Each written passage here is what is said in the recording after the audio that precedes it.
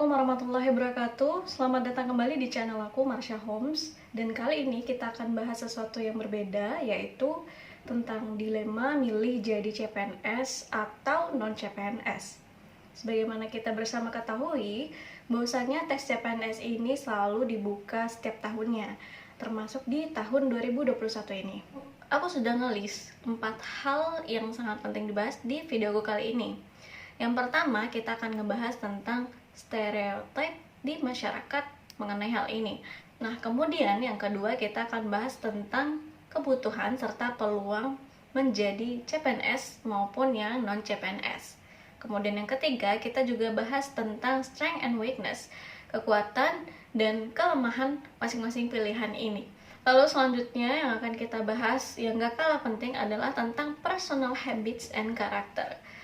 Hal ini kenapa aku angkat? Karena bisa jadi pertimbangan bagi kalian untuk menentukan pilihan. Nah, sebelumnya aku mau highlight dulu bahwasannya konsep non-CPNS di sini adalah pilihan pekerjaan apapun di luar dari pilihan menjadi CPNS. Baik itu kalian membuka usaha sendiri, baik itu kalian menjadi karyawan di sebuah perusahaan, atau bekerja di lembaga swadaya masyarakat atau LSM, apapun itu yang penting pekerjaan yang berada di luar jalur CPNS. Pertama, kita akan bahas tentang stereotip di masyarakat. Sebelumnya aku mau nanya dulu nih ke kalian, apakah kalian punya tekanan gitu untuk memilih CPNS? Baik itu permintaan dari orang tua, dari keluarga, dari sahabat, dan lain sebagainya, atau memang ada ketertarikan hati kalian, panggilan hati kalian untuk mengambil posisi CPNS ini? Atau ada nggak sih yang masih nyoba-nyoba karena kata orang CPNS ini cukup menjanjikan? Lalu gimana dong dengan posisi pekerjaan lain yang di luar CPNS? Apakah benar-benar harus jadi CPNS? Ini pasti sudah menjadi kekhawatiran sehingga menjadi dilema bagi kita karena sudah ada stereotip ini di masyarakat kita. Karena masih banyak yang menganggap dan menilai CPNS sebagai sebuah pekerjaan yang sangat-sangat menjanjikan, sehingga bisa dikatakan ya, kalau nggak jadi CPNS, ya kamu harus punya pasangan yang bekerja sebagai CPNS atau PNS. Dan banyak yang akhirnya menilai standar hidup sebagai bekerja menjadi CPNS. Menurut aku, stereotip ini akan membuat orang-orang berpikiran sempit, sehingga menutup diri dari kemungkinan-kemungkinan keberhasilan hidup yang didatangkan dari pekerjaan-pekerjaan lain di luar dari CPNS. Kenapa stereotip ini masih ada di Indonesia? Opini aku adalah pure karena Indonesia itu masih negara berkembang. Karena negara berkembang itu orientasi pemerintahnya lebih besar, unsur pemerintahnya lebih kuat dan lebih mendominasi daripada unsur yang non pemerintah, baik itu dari MNC, multinational corporation, yang mana benar-benar pemerintah itu lebih mendominasi. Sehingga jika ada masyarakat atau orang yang bekerja di bawah pemerintahan, maka pride-nya atau rasa kebanggaannya cukup tinggi. Sebaliknya, untuk negara maju seperti Amerika Serikat, Jepang, Korea Selatan, dan Inggris, dan negara maju lainnya, yang lebih mendominasi dan lebih kuat adalah MNC-nya, perusahaannya, bukan unsur pemerintahnya. Ya, intinya MNC atau corporate itu lebih mendominasi dan lebih kuat di negara mereka daripada unsur pemerintahnya. Sehingga untuk orang atau masyarakat mereka yang bekerja di bawah perusahaan besar itu justru lebih punya pride dan kebanggaan. Contoh kasusnya adalah seperti yang terjadi pada masyarakat Korea Utara dan Korea Selatan. Bisa teman-teman sama-sama lihat bahwasanya Korea Utara karena unsur pemerintahnya lebih kuat, maka untuk masyarakat yang bekerja di bawah pemerintahan ataupun menjadi militer, maka kebanggaan mereka lebih tinggi. Sebaliknya, kalau misalnya kita lihat dari Korea Selatan, karena sudah menjamur banyak sekali perusahaan-perusahaan di sana, maka masyarakatnya itu justru lebih mempunyai pride yang tinggi atau suatu kebanggaan yang tinggi apabila bekerja di perusahaan-perusahaan besarnya Korea, apalagi di industri hiburannya kan. Seiring dengan perkembangan zaman nih teman-teman, semakin kita temukan banyak pekerjaan-pekerjaan baru yang mulai muncul dan mulai bersahabat dengan kita semua dan mulai mendominasi. Contohnya saja seperti digital marketing, kemudian konten kreator, apalagi penulis, tapi penulisnya udah variatif ya kan, web developer, ya lebih ke teknologi sih ya, kemudian advertiser, digital printing, online shop, banyak hal, pokoknya banyak hal. Jadi kalau misalnya teman-teman berpikiran lebih luas, banyak pekerjaan yang bisa diambil di luar dari CPNS. Jadi untuk menjadikan Indonesia lebih maju, tentu saja stereotip ini harus dirubah. Kalau enggak, Indonesia selamanya menjadi negara berkembang, teman-teman. Menurut teman-teman gimana? Bisa komen di bawah ya. Nah, selanjutnya kita ngebahas tentang gimana sih kebutuhan dan peluang dua ranah ini, yaitu pilihan CPNS maupun yang non CPNS. Ini aku lansir kebutuhan ASN tahun 2021 dari Kementerian Pendayagunaan Aparatur Negara dan Reformasi Birokrasi, Kemenpan-RB ya. Yang mana secara total pusat dan daerahnya itu jumlah kebutuhan 1.275.000 sekian, dengan jumlah rencana penetapannya 722.000, dengan jumlah saingan yang sangat-sangat luar biasa, biasanya 1 jutaan ke atas setiap tahunnya. Luar biasa ya teman-teman. Teman-teman yang mau ambil CPNS siap-siap bersaing nih. Lalu gimana dengan pilihan yang non CPNS? Yang pastinya lebih beragam. Mindsetnya tentu saja lebih luas seperti yang aku katakan tadi, dan siapapun bisa memutuskan untuk jadi apapun. Dan menurut aku ini ada peluang besar karena Indonesia adalah pasar yang sangat luas untuk membuka usaha, dan teman-teman tahu kita ini sudah menjadi bidikan ya dari negara-negara maju untuk menjual produknya seperti Jepang, Cina gitu. Nah, sekarang kita lanjut ke strength and weakness antara pilihan CPNS dan non CPNS. Nah, kira-kira apa aja sih kekuatan dan kelemahannya? Yang pertama dari bidang pendidikan. Nah, kalau dari segi pendidikan nih, pendidikan harus sesuai dengan formasi CPNS yang dilamar untuk yang milih CPNS. Sedangkan untuk non-CPNS, pendidikan tidak harus jalan dengan karir. Jadi bisa dari manapun, untuk karir apapun. Lalu yang kedua dari segi gaji ya. Nah, untuk pilihan CPNS, gajinya sudah ditetapkan sesuai dengan regulasi dan aturan yang ada. Sedangkan untuk pilihan non-CPNS, gaji bisa lebih besar dari CPNS, apalagi kalau kamu buka bisnis dan usaha. Bahkan gaji bisa dinego nih jika kamu seorang freelancer atau melamar pekerjaan di sebuah perusahaan. Nah, yang ketiga dari segi jenjang karir. Nah, untuk pilihan CPNS, biasanya jenjang karirnya itu otomatis berubah setiap 4 tahun sekali. Tidak bisa lebih cepat dari itu kecuali kamu mengambil formasi jabatan fungsional dengan mengusulkan kenaikan pangkat. Kalau non CPNS bergantung dengan pekerjaan. Ada yang jenjang karirnya cepat, bahkan kurang dari 4 tahun, tapi juga ada yang tidak memakai jenjang karir kayak freelancer atau pengusaha. Lalu yang keempat, kita lihat dari segi tunjangan. Kalau untuk pilihan yang CPNS, tunjangannya itu sudah diatur juga nih, seperti tunjangan kinerja, tunjangan anak, tunjangan keluarga, tunjangan makan, tunjangan jabatan, dan perjalanan dinas.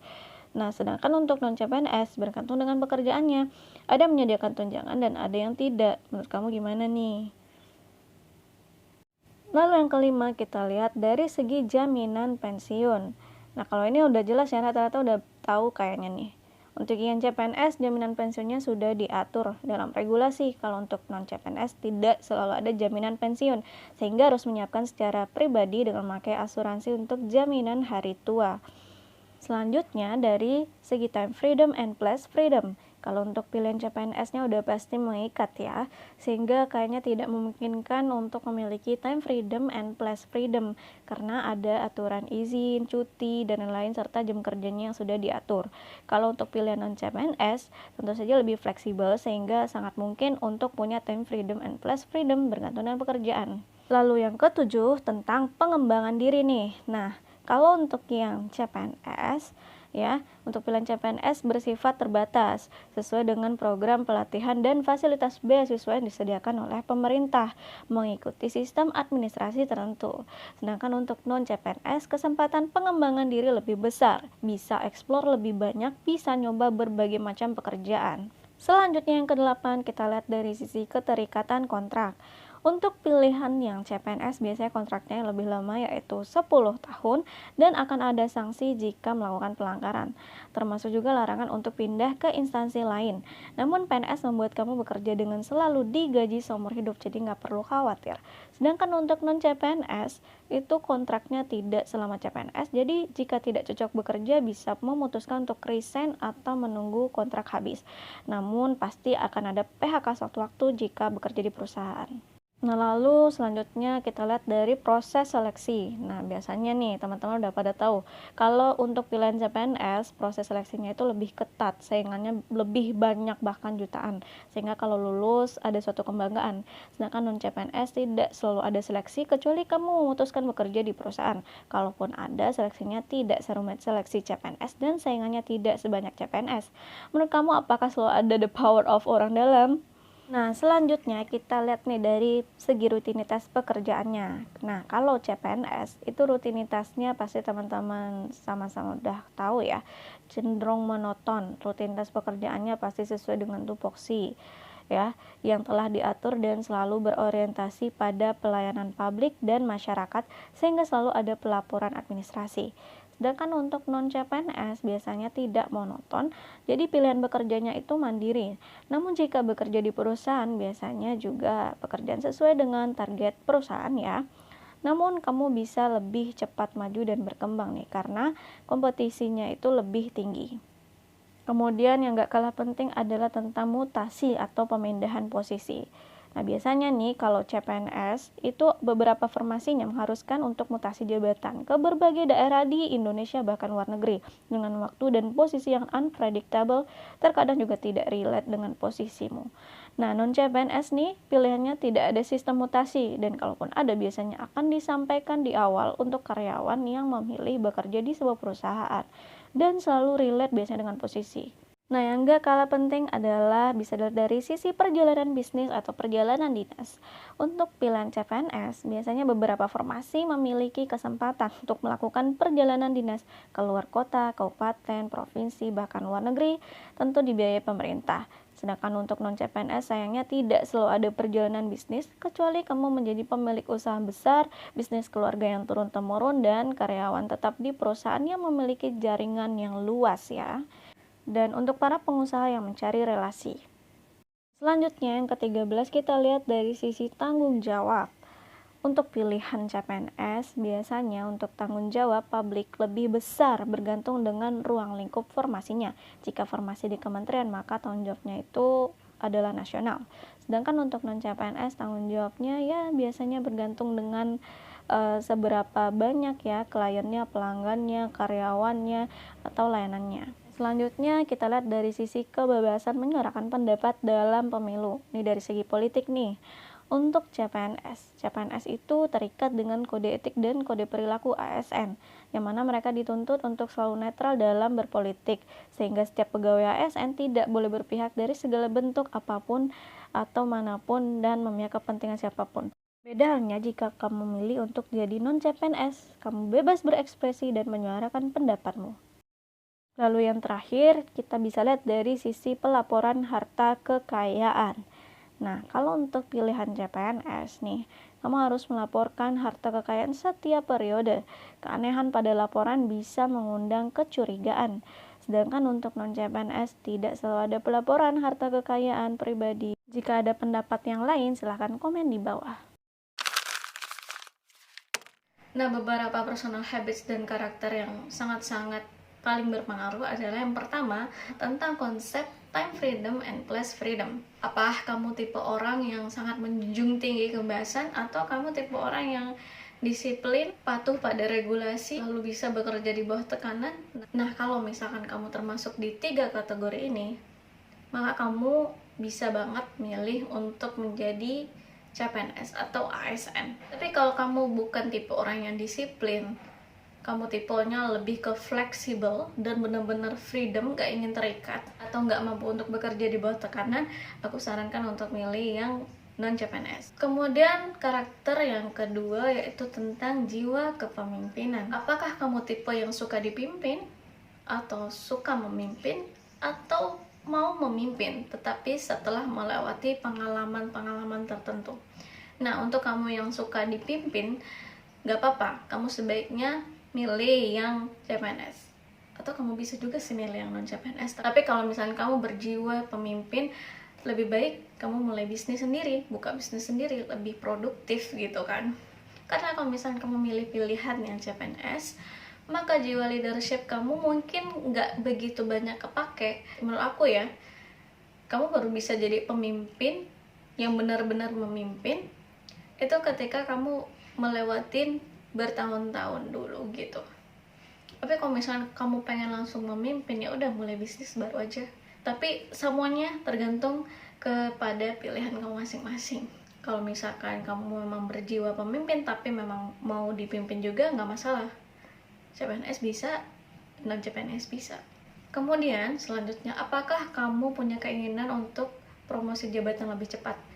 Jika kamu adalah orang yang menginginkan hal ini, maka tentu saja kamu nggak cocok untuk memilih CPNS. Karena sebagaimana aku sampaikan tadi, kalau di CPNS itu atau menjadi PNS itu, kamu naik jabatannya ada periodenya, ada periodiknya. Kalau nggak salah tuh otomatis sekali 4 tahun untuk jabatan yang administrasi atau yang pelaksana. Tapi kalau misalnya kamu jabatannya fungsional, kamu bisa mengajukan atau mengusulkan untuk kenaikan jabatan dengan memenuhi angka kredit tertentu. Jadi kalau misalnya kamu punya karakter atau jiwa yang pengen banget promosi jabatan lebih cepat, mending kamu pilih untuk menjadi karyawan di sebuah perusahaan. Lalu selanjutnya kita ngebahas tentang karakter, yaitu faktor kepuasan gaji, kontrak psikologis, dan antusiasme dalam bekerja itu saling mempengaruhi. Sebuah studi dilakukan oleh Hung Wen Lee dan Mei Chun Lin menyatakan bahwa jika seseorang merasakan gaji mereka lebih rendah daripada rata-rata pasar, mereka akan memiliki perasaan tidak puas. Mereka akhirnya kurang berusaha untuk organisasi atau pekerjaan mereka, sehingga mereka merasa lelah dan ingin meninggalkan pekerjaan mereka. Nah, kira-kira kamu tipe yang mana nih? Kalau kamu tipe yang menginginkan gaji besar, ya sebaiknya kamu pilih yang non-CPNS. Selanjutnya, tentang karakter, jiwa patriotisme, integritas, dan pelayanan publik. Jika kamu memiliki ketiga ini, aku saranin sih sebaiknya kamu memilih bekerja untuk CPNS karena kamu cocok banget untuk jadi CPNS. Kemudian selanjutnya, apakah kamu tipikal orang yang sangat suka untuk berada di zona nyaman atau suka hal yang challenging atau menantang? Kalau kamu suka stay di zona nyaman, pilih CPNS sebaiknya. Sudah ada jaminan kontrak 10 tahun, kamu nggak akan boleh pindah kemanapun. Tapi kalau kamu nggak nyaman, dikit-dikit bosan, mending kamu pilih yang non CPNS. Kamu bisa nyoba ini itu, bekerja di sini, nanti resign bekerja lagi di situ. Atau kamu pengen lebih produktif lagi, mengembangkan diri kamu lagi, bikin usaha mandiri, bisa. Apalagi kalau misalkan kamu tipikal orang yang gampang bosan dengan rutinitas sehari-hari. Nah, kalau kamu gampang bosan kayak gini, kamu sebaiknya memang pilih yang non CPNS. Nah, karakter yang selanjutnya adalah apakah kamu bisa beradaptasi di lingkungan baru dalam waktu yang cepat, baik itu secara kamu masih individu ya, atau kamu sudah berkeluarga. Kamu harus melihat dari dua sisi ini. Kalau individu mungkin bisa-bisa aja ya, tapi kalau udah berkeluarga nih gimana? Kenapa aku jelasin ini? Karena PNS atau CPNS itu ada mutasinya. Ya, kamu bisa dari Jakarta dipindahin kemana, pokoknya Indonesia. Berdasarkan pertimbangan karakter dan personal habits ini, kamu bisa memikirkan lebih lanjut lagi pilihan mana yang paling cocok buat kamu. Nah, sekian dulu pembahasan kita kali ini. Sekarang aku pengen minta review dari kamu untuk video ini. Jika reviewnya bagus, kedepannya aku akan coba bahas hal ini lagi di YouTube aku. Dan kalau kalian ada ide dan masukan juga boleh banget komen di kolom komentar. Terima kasih dan sampai jumpa di video aku berikutnya. Dan jangan lupa like, share, comment, and subscribe ya. Semoga bermanfaat. Wassalamualaikum warahmatullahi wabarakatuh.